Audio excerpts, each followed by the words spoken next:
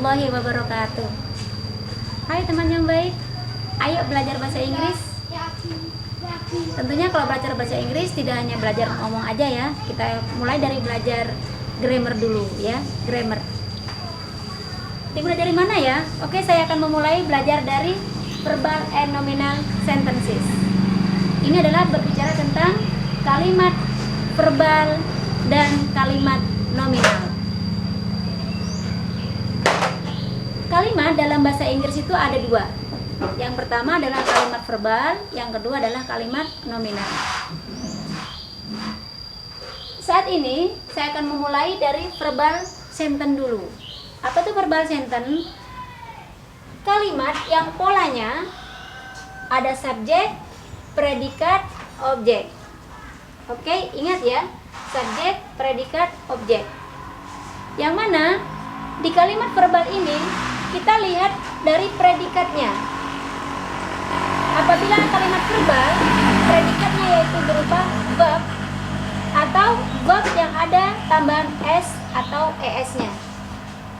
Nanti akan saya jelaskan kapan kita harus menggunakan kata kerja. Verb itu adalah kata kerja ya, kata kerja yang ada tambahan s atau es-nya. Mari kita lihat contohnya terlebih dulu. Apabila dalam bahasa Indonesia, kalimat verbal itu seperti ini contohnya.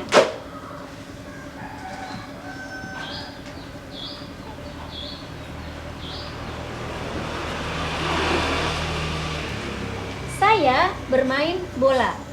Ini adalah contoh kalimat verbal dalam bahasa Indonesia. Mari kita lihat contoh kalimat verbal dalam bahasa Inggris.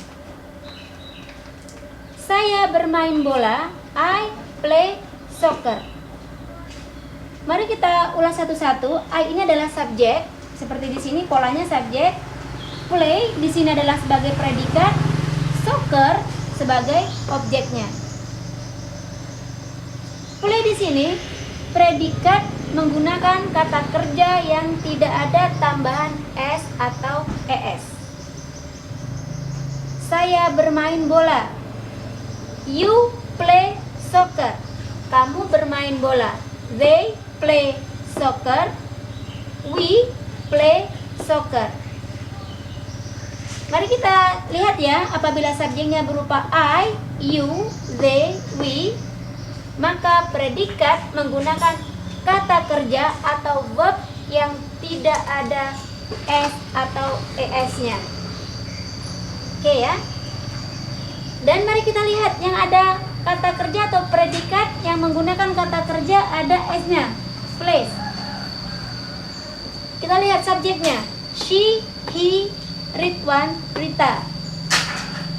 Dia perempuan bermain bola. She plays soccer. Maka predikat yang ada di sini menggunakan verb yang ada s-nya. Begitu juga he, dia laki-laki. Ridwan bermain bola. Ridwan plays soccer. Ridwan kenapa masuk ditambah kata kerja yang ada s-nya? Karena Ridwan ini apabila digantikan dengan kata ganti, dia digantikan berupa he. Rita plays soccer. Rita ini kata gantinya berupa she. Maka predikat yang ada menggunakan kata kerja yang ada s-nya. Oke, kita klasifikasikan ya. Kata kerja yang tidak menggunakan s. Apabila subjeknya I, you, they, we. Ingat predikatnya berupa verb tanpa s dan es. Subjeknya berupa she, he, Ridwan, Rita. Kata kerjanya menggunakan s. Bisa dipahami? Oke, apabila pengen lebih lebih jelas lagi, lebih bisa dipahami, kita gunakan kata kerja yang lain ya. Fry. Saya menggoreng ikan. Saya itu adalah subjek. Menggoreng bahasa Inggrisnya berupa fry, ikan. Fish. I di sini sebagai subjek, fry predikat. Predikat yang mana di sini adalah verb kata kerja, fish sebagai objek. Kita perhatikan fry di sini tidak boleh ada s atau tambahan es-nya. Dia harus fry murni, kata kerja murni. Kenapa? Karena subjeknya berupa I. You sama aja ya. You, kamu menggoreng ikan. You fry fish. Mereka menggoreng ikan. They fry fish. Berbeda apabila subjeknya menggunakan she, maka bukan fry lagi tapi fries fish. Ini ada tambahan es-nya di sini. Predikat yang ada tambahan es-nya di sini. Ini predikatnya. Kata kerja yang ada tambahan es. Fresh. Dia perempuan menggoreng ikan. Oke teman-teman, bisa dipahami? Nanti akan saya siapkan di akhir pertemuan tes ya, bukan tes, praktek. Nanti praktek ya, saya ganti kata kerjanya dari play, fry, akan saya ganti nanti mungkin pray. Oke, bisa saya tulis di sini ya. Kita nanti pakai kata kerja yang ini, pray. Apalagi kata kerjanya selain pray, sing. Banyak ya sebenarnya, cuman saya ambil yang mudah-mudah saja, read, membaca. Oke, ini kata kerjanya yang saya siapkan. Pray, sing, read. Ingat, apabila subjeknya I, you, they, we, maka di kata kerja ini tidak perlu ada tambahan s atau es.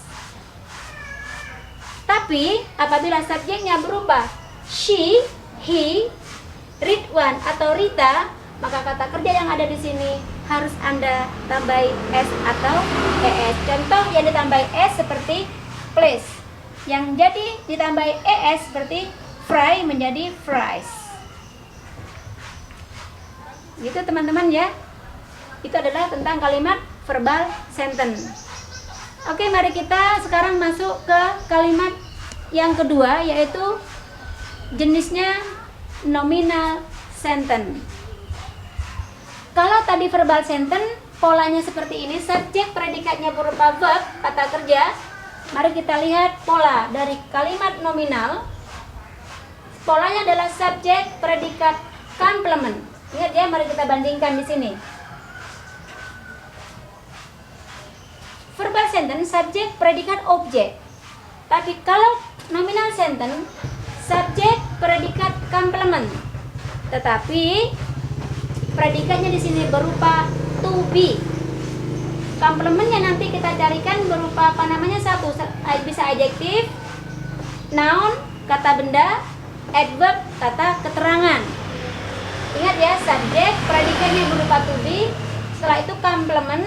Complementnya yaitu berupa kata sifat, adjektif, kata benda atau noun, adverb atau kata keterangan. Kita lihat contohnya.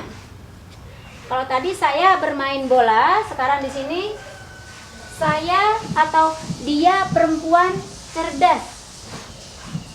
Oke ya. Di sini.